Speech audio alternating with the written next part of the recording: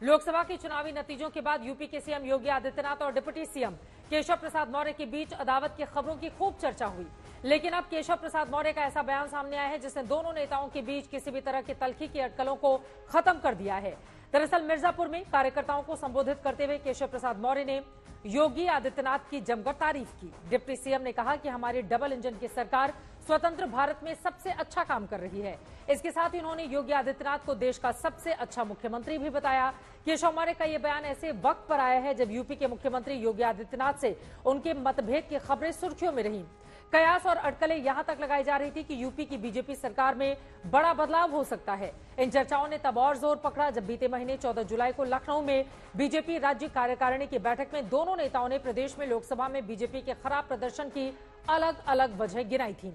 CM Yogi Adityanath ने बैठक में अति आत्मविश्वास को यूपी में पार्टी के खराब प्रदर्शन का कारण बताया था, जबकि केशव मौर्य ने इसी दौरान बयान दिया था कि संगठन सरकार से बड़ा होता है। लेकिन अब केशव मौर्य ने अपने बयान से सभी अटकलों पर विराम लगाने की कोशिश की है, लेकिन उप मुख्यमंत्री ने मुख्यमंत्री की तारीफ की। इसको लेकर भी अटकलों का बाजार गर्म है। और मैं मानता हूं कि आप भी अब जानते हैं, मानते हैं और जनता भी ये जानती और मानती है कि हमारी डबल इंजन की सरकार स्वतंत्र भारत के इतिहास में सबसे अच्छा काम कर रही है। दुनिया में मोदी जी जैसा नेता कोई दूसरा है क्या? देश में मुख्यमंत्री योगी आदित्यनाथ जी जैसा दूसरा मुख्यमंत्री है क्या?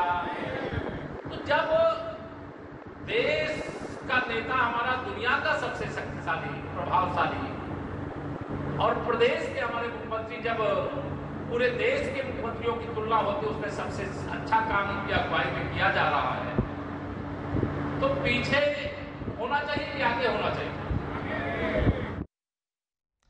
केशव प्रसाद मौर्य जब बताते हैं कि संगठन बड़ा होता है, सरकार छोटी है, तब भी खबरें बनती है। लगता है कि वो आंखें तरे रहे हैं मुख्यमंत्री के सामने, और जब वो तारीफ करते हैं योगी आदित्यनाथ की तो भी वो बड़ी खबर बन जाती है। उप मुख्यमंत्री केशव प्रसाद मौर्य के नए बयान पर भी सियासी चर्चाओं का दौर शुरू हो चुका है। समाजवादी पार्टी के मुखिया अखिलेश यादव के केशव मौर्य के बयान के बहाने बीजेपी सरकार पर हमला किया है। अखिलेश यादव ने ट्विटर पर लिखा है, कोई डबल हार के उपहार के बाद भी डबल इंजन का प्रशंसा प्रमाण पत्र बांट रहे हैं।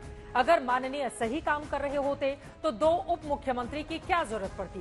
इसका मतलब या तो वो सही काम नहीं कर रहे हैं या फिर बाकी दो बेकाम हैं, नाकाम हैं और उनका काम दरबारी चारण की तरह करना बस स्तुति गान है। अगर सच में उप मुख्यमंत्री को वो उप संबोधित कर रहे हैं अखिलेश यादव, अगर उप सच में उपयोगी होते हैं तो दिल्ली के मंडल में भी होने चाहिए थे, परंतु है नहीं। इसका जवाब देंगे उप या रहेंगे चुप? अखिलेश यादव की ओर से ये ट्वीट किया गया है। केशव प्रसाद मौर्य का बयान आया तो विपक्ष ने भी जोरदार बयानबाजी शुरू कर दी है। वहीं कांग्रेस पार्टी का कहना है, आखिर केशव प्रसाद मौर्य को विधानसभा चुनाव में किसकी वजह से मात मिली?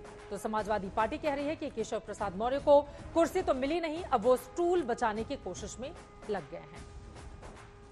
सब राजनीतिक फायदा लेने का केवल और केवल ये सब कारण है, क्योंकि जहाँ तक मैं जानता हूँ कि केशव मौर्य जी जो चुनाव हारे उसमें किसकी भूमिका थी, क्या थी, पूरी तरीके से वो जो है बुरी तरीके से केशव मौर्य उससे बहुत ज़्यादा परेशान थे। चुनाव हारे वहाँ, और वो लगातार मुख्यमंत्री की, आपको याद होगा कि 5वें तल पर जाकर उन्होंने ऑफिस भी खुलवाया था, फिर ऑफिस बंद हुआ, तमाम चीज़ें चली हैं।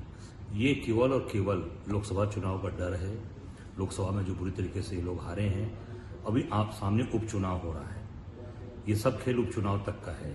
कुर्सी तो मिली नहीं, स्टूल बचाने के लिए बहुत कोशिश कर रहे हैं। राष्ट्रीय अध्यक्ष जी ने पहले भी कहा है कि अभी ये कुछ बोलेंगे, इनको डांट पड़ जाएगी तो फिर ये तारीफ करने लगेंगे। कुछ काम भी करे, लगता है दिल्ली से काफी टाइट किया गया है। बीच में तो दिल्ली के काफी ट्रिप लग रहे थे, शायद कुर्सी हासिल करने की भी एक दौड़ थी। तो ये भारतीय जनता पार्टी के इंटरनल कॉन्ट्रोडिक्शंस हैं। काम इनको करना नहीं है, एक दूसरे की कुर्सी खींचनी है, एक दूसरे की बुराई करनी है, फिर जनता का ध्यान भटकाने के लिए तारीफ कर दी। इसका कोई मतलब नहीं है। दरअसल उत्तर प्रदेश में इन दिनों सत्ता पक्ष और विपक्ष के बीच सबसे बड़ा संग्राम उपचुनाव की 10 सीटों को लेकर छिड़ा हुआ है। विपक्षी हमलों के बीच डिप्टी सीएम केशव प्रसाद मौर्य उपचुनाव में बीजेपी की बड़ी जीत और विरोधियों को कड़ा जवाब मिलने का भरोसा जता रहे हैं। विपक्ष के द्वारा दुष्प्रचार का सहारा लेकर के जो लोकसभा में जनता को गुमराह करने का काम किया है। जनता उनकी असलियत जान चुकी है। समाजवादी पार्टी समाप्तवादी पार्टी है। भाजपा ही वर्तमान है, भाजपा ही भविष्य है। भाजपा मजबूत तो भारत मजबूत, भाजपा कमजोर तो भारत कमजोर। कुमार अभिषेक हमारे संवाददाता जुड़ चुके हैं ज्यादा जानकारी के साथ। कुमार, बड़ा दिलचस्प है उत्तर प्रदेश। डिप्टी सीएम केशव प्रसाद मौर्य जब मुखालफत करते हैं तो योगी आदित्यनाथ और उनके बीच कितनी तनातनी है उसको लेकर खबरें तमाम सामने आती हैं। अब जब तारीफ कर रहे हैं तो वो भी खबर बन गई है और उस पर भी अखिलेश यादव तंज कस रहे हैं। इसके मतलब मायने क्या निकाले जाए? देखिए चित्रा, इसमें एक बात तो साफ दिखाई देती है कि ऐसी तारीफ सालों से किसी ने नहीं सुनी होगी जो केशव मौर्य ने की है कि देश में ऐसा मुख्यमंत्री आप बताएं कौन है। यानी कि वो देश का सबसे अच्छा मुख्यमंत्री मानते हैं। लेकिन निश्चित तौर पर अचानक से क्या यह हृदय परिवर्तन है या इसके पीछे की कोई वजह है, कोई सियासी वजह है? देखिए निश्चित तौर पर बीजेपी के लिए जो 10 सीटें हैं विधानसभा के उपचुनाव की, ये इस वक्त उनके लिए नाक का सवाल है। और इसमें 2 सीटों की जिम्मेदारी केशव मौर्य को मिली हुई है, मझवा और फूलपुर। और फूलपुर और मझवा वही इलाके हैं जहां पर हाल के सभी चुनाव में बीजेपी अच्छा प्रदर्शन नहीं कर पाई। यहां तक कि 2022 के चुनाव में भी केशव मौर्य को हार मिली थी कौशाम्बी से। उसके आसपास की सीटें हैं। फूलपुर की सीट है। फूलपुर में इस बार जब 2022 के जो चुनाव हुए हैं, 2024 के चुनाव हुए हैं, बीजेपी जीती जरूर है 2024 में फूलपुर का पार्लियामेंट, लेकिन फूलपुर विधानसभा हार गई है। और यही वजह है कि ये सब सीटें अब केशव मौर्य के जिम्मे हैं। तो कहीं ना कहीं उन्हें लग रहा है कि ये विरोध कहीं भारी न पड़ जाए। एक सबसे बड़ी वजह यही मानी जा रही है। और दूसरी बात ये कि पार्टी को भी अब लगता है कि बहुत हुआ।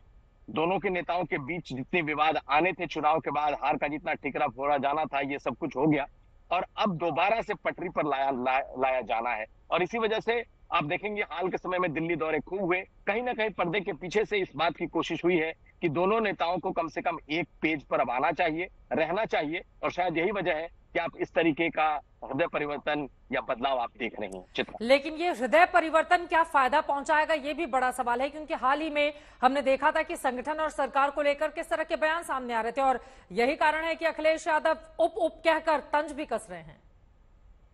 बिल्कुल, और अखिलेश यादव को मौका मिला है। देखिए अखिलेश यादव मुख्यमंत्री योगी आदित्यनाथ के खिलाफ जितने हमलावर नहीं होते उससे कहीं ज्यादा वो केशव मौर्य के प्रति हमलावर होते हैं। और केशव मौर्य भी सबसे ज्यादा अगर किसी को टारगेट करते हैं तो अखिलेश यादव को ही टारगेट करते हैं।